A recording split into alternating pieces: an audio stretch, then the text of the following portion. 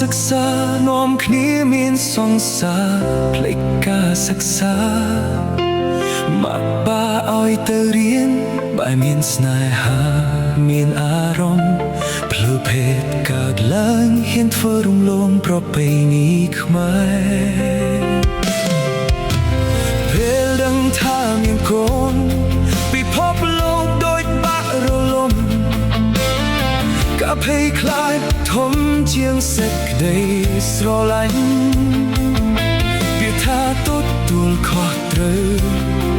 คล้ายជារឿងកេកវេសហើយស្នេហាចាប់តាមព្រះឆាដោយសារមានកូនជាកំហុសអ្នកណាពោះធំទាំងវ័យកំពុងតែសិក្សា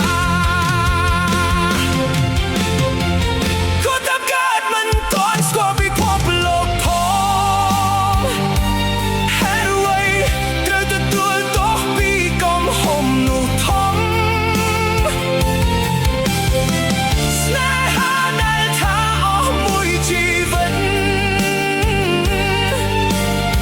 ហេតុអ្វីបញ្ចប់ដោយការបោះបង់កូនចោ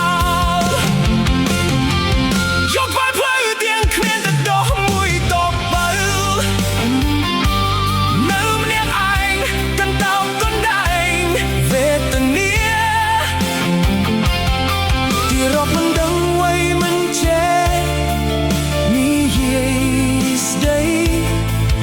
កូនខំស្រែកយំរកទឹកដល់ម្ដាយថ្លៃ